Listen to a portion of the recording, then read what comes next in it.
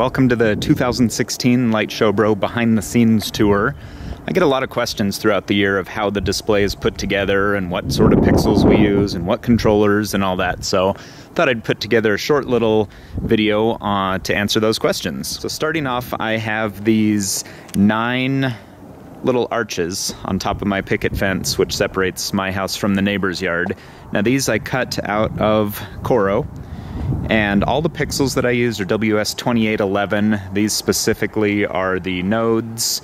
Now I cut these arches out of Coro on a CNC machine. The CNC that I use will accommodate up to a 24 by 36 inch piece of material, so it works great for these things. There is lawn edging. Now this is made out of this plastic or ABS perforated strip, which I got from Holiday Coro. Most of the supplies that I use in the display came from Holiday Coro. Some of them came from overseas directly. They're definitely a preferred vendor of mine. These trees, 16 pixel trees, these are new to the display in 2016 as well. These I also cut out of Coro on the CNC machine, which is nice because it makes all 16 of them completely identical. The cords are a little messy out here that you can see during the daytime. Fortunately, you don't see those at all during the night. Each one of these pixel trees has 100 LED nodes in it, and I inject power after the first 50. So the power is split between the first 50 and the second 50, and the data continues all throughout. So I've got 16 of those. Those are controlled by this mess of a double box over here, which uses the AlphaPix 16 control board, and the other box is simply 2 more power supplies just to give it all the additional power it needs, because this little pixel tree forest consists of 1600 LED nodes. Everything I use is 12 volt WS2811 protocol, so definitely need the extra power, and it works well just by using those 2 power supply boxes together. This is my older traditional Tune 2 sign. 89.3 is the frequency that we use. I also have, just this year, I started using a Pixel Matrix as well, just a real small one, but I still wanted to keep this as a backup so I didn't have to constantly scroll the Matrix, as well as just in case, because again, it was my first year using the Matrix, so I wanted to keep that as a backup. I get a lot of questions and a lot of attention about the giant, I call it a Megatron star. I homemade this star out of aluminum, just flat stock metal, just what you can get at Home Depot or Lowe's. Bolted it all together, made it a triple concentric star, so meaning there's 3 different star shapes, each of them kind of nested, and then there's also these little star bursts at each corner as well.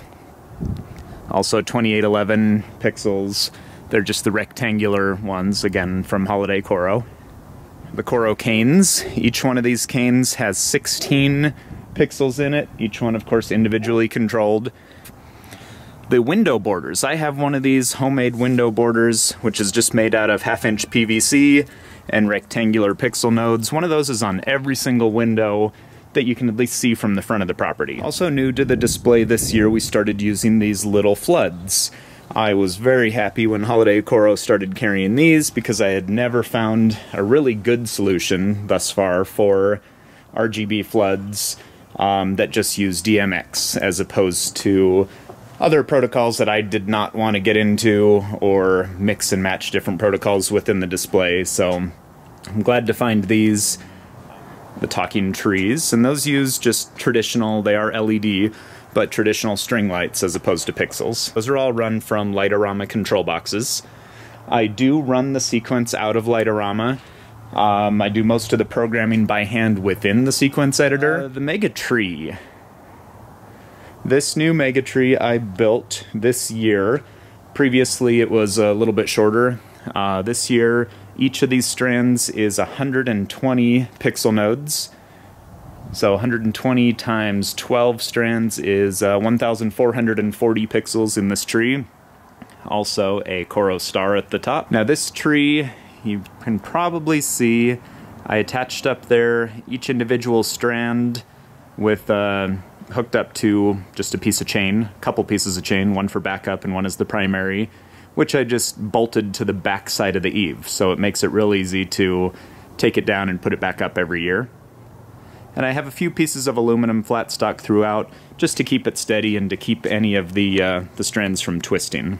And they're just zip tied to that, so that keeps them pretty sturdy. Didn't have any issues with it, knock on wood. And how it's attached to the ground is this piece of 2x6. I drilled into my driveway 4 sleeves using just some anchors that you can get at Home Depot. So each of these bolts goes down into a sleeve, so the sleeve will stay there all throughout the year, and then I can just bolt into it and it does not protrude up through the driveway throughout the year, which is nice. Each one of these is attached just with a turnbuckle, so I can individually tighten or loosen each strand of the tree. The controller I use for this, which is in this amazing looking bucket that's covered with a plastic bag, I use the J1Sys P12 board for this with 3 power supplies.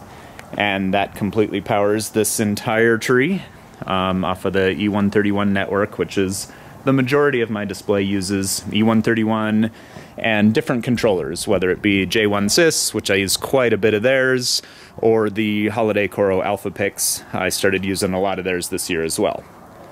A couple more floodlights. These I believe are 10 watt, if that's what Holiday Coro is selling this year.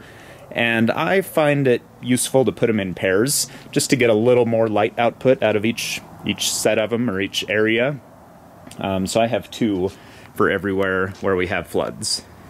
A couple more control boxes. I really wish that I would have had more time when we were doing setup to hide the wires a little bit better, make it look a little bit nicer, but fortunately when it's dark and from the street, from the area that people watch, they're not that visible. So these boxes here, let's see, that one's got an Alpha Pix 4, so that controls each on its own universe, these 2 window frames, as well as the 2 Coro canes. This box right next to it, 27 channel DMX board, and that is simply for the couple floods over here. DMX controlled floodlights. And this third box, I don't remember what's in here, we'll see.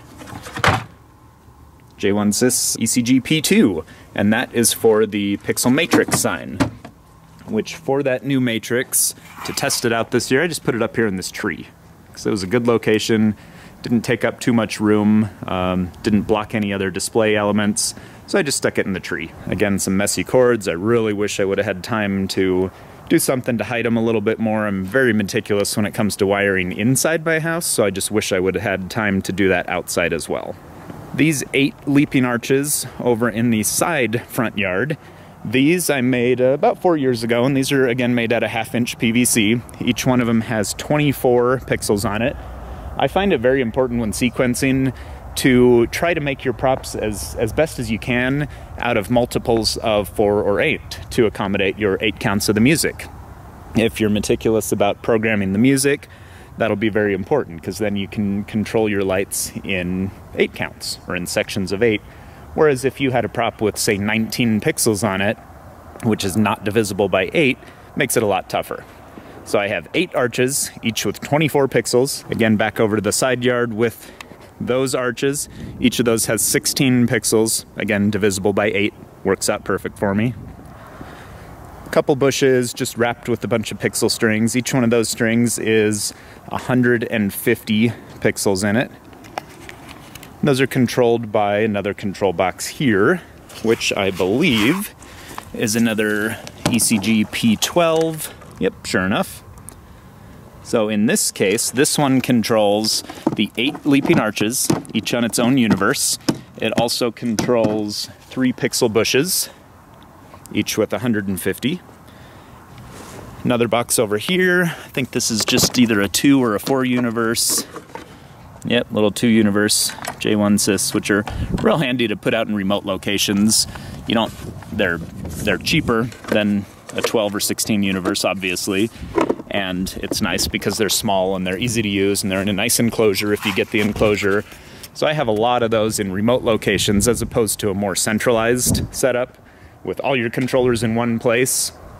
Big reason for that is I can definitely cut down on miles and miles of extension cords and using null pixels or phantom pixels, because things could be 100 feet away or so. We also have under eave lighting. Now you can't see it, which is the nice thing, because I can leave it up year round.